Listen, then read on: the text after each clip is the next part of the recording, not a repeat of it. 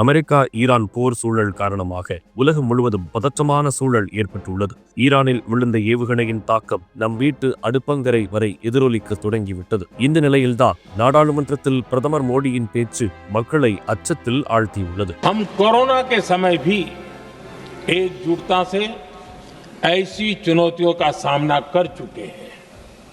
अब हमें फिर से उसी तरह तैयार रहने की आवश्यकता है। धीरज के साथ, संयम के साथ, शांत मन से हमें हर चुनौती का मुकाबला करना है.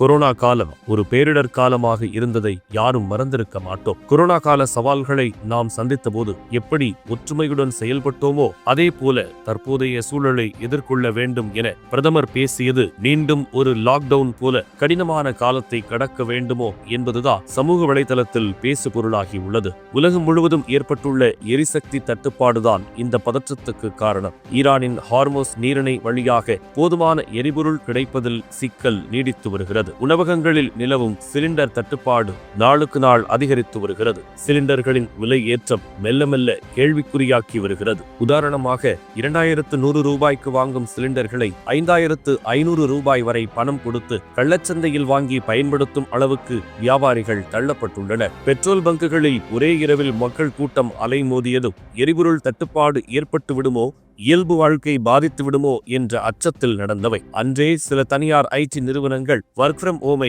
அறிவித்தன. உடனடியாக நிலையை கட்டுக்குள் கொண்டுவர மத்திய மாநில அரசுகள் இணைந்து முயற்சிகளை எடுத்து தற்போது நிலைமை ஓரளவு கட்டுக்குள் உள்ளது. இந்நிலையில் உலக மக்களை அதிர்ச்சிக்குள்ளாக்கும் மற்றொரு செய்தியும் வெளியாகியுள்ளது. தனது கச்சா எண்ணெய் தேவையில் 98% இறக்குமதி செய்யும் நாடான பிலிப்பைன்ஸ் உலகில் முதல் நாடாக எரிபொருள் அவசர நிலையை அறிவித்துள்ளது. குறிப்பாக பிலிப்பைன்ஸில் அடுத்த 45 நாட்களுக்கு மட்டுமே தேவையான எரிபொருள் இருப்பு உள்ளதாக கூறப்படுகிறது. இதன் காரணமாக அங்கு பெட்ரோல் டீசல் விலை இருமடங்காக உயர்ந்துள்ள நிலையில் அந்நாட்டு அதிபர் பெர்டினாண்ட் மார்கோஸ் ஜூனியர் தேசிய எரிசக்தி அவசர நிலையை அறிவித்து நாட்டின் எரிசக்தி விநியோகத்தை பெறும் தன்மை மற்றும் நிலைத்தன்மைக்கு ஏற்பட்டுள்ள ஆபத்தை சுட்டிக்காட்டி எரிசக்தி பாதுகாப்பை உறுதி செய்வதற்கான நிர்வாக ஆணையில் தான் கையெழுத்திட்டுள்ளதாகவும் தெரிவித்துள்ளார். இந்த ஆணையின் கீழ் எரிபொருள், உணவு, மருந்துகள் மற்றும் இதர அத்தியாவசிய பொருட்களின் சீரான விநியோகத்தை கண்காணிக்கும் குழு அமைக்கப்பட்டு விநியோகத்தை உறுதிப்படுத்துவதற்காக எரிபொருள் மற்றும் பெட்ரோலிய பொருட்களை நேரடியாக கொள்முதல் செய்ய அரசாங்கத்திற்கு அதிகாரம் அளிக்கப்பட்டுள்ளது.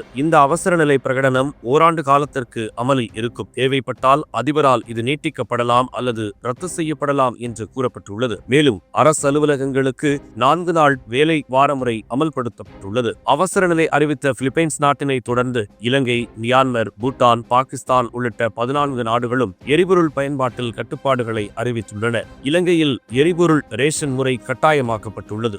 எரிபொருளை சேமிக்க குறிப்பிட்ட துறைகளுக்கு கட்டாய கொள்முதல் ஒதுக்கீடுகள் மற்றும் பொது விடுமுறை நாட்களை அரசு அறிவித்துள்ளது. பங்களாதேஷில் மின்சார பயன்பாட்டை குறைக்க கல்வி நிலையங்கள் ஆன்லைன் முறைக்கு மாற்றப்பட்டுள்ளன. மேலும் திட்டமிடப்பட்ட மின்வெட்டு அமல்படுத்தப்பட்டுள்ளது. பாகிஸ்தானில் வேலை நாட்களை குறைக்கும் விதமாக சில அரசு அலுவலகங்கள் வாரத்தில் 4 நாட்கள் மட்டுமே இயங்கும் என அறிவிக்கப்பட்டுள்ளது. வியட்நாமில் வணிக நிறுவனங்கள் வீட்டிலிருந்தே பணிபுரிய ஊக்குவிக்கப்படுகின்றன. தனியார் வாகனங்களுக்கு பதிலாக பொது போக்குவரத்தை பயன்படுத்துமாறு மக்கள் அறிவுறுத்தப்படுகிறார்கள். கென்யா மற்றும் தென்னாப்பிரிக்காவில் எரிபொருள் பதுக்கலை தடுக்க எரிபொருள் விற்பனையில் கடும் கட்டுப்பாடுகள் மற்றும் ரேஷன் முறை கொண்டுவரப்பட்டுள்ளது. நியூசிலாந்தில் பழைய கார் இல்லாத நாட்கள் கொள்கையை மீண்டும் கொண்டு வருவது குறித்து அந்நாட்டு அரசு ஆலோசித்து வருகிறது. இந்த உலகளாவிய நிலையை பார்த்து இந்தியாவில் இன்னும் கடுமையான லாக்டவுன் கட்டுப்பாடுகள் விதிக்கப்படவில்லை. இருப்பினும் மேற்காசிய பாதிப்புகளை கருத்தில் கொண்டு அரசு தயார் நிலையில் இருக்குமாறு பிரதமர் மோடி அறிவுறுத்தியுள்ளார். தொழிற்சாலைகளுக்கான எரிவாயு விநியோகத்தை கட்டுப்படுத்துதல் மற்றும் பெட்ரோலிய விநியோகத்தை சீரமைத்தல் போன்ற பணிகளை முன்னெடுத்து வருகிறது. தொடர்ந்து போர் முடிவுக்கு வராமல் இதே நிலை நீடித்தால் பல நாடுகளில் லாக்டவுன் உருவாகும் சூழலும் ஏற்படும் வாய்ப்பு உருவாகும் என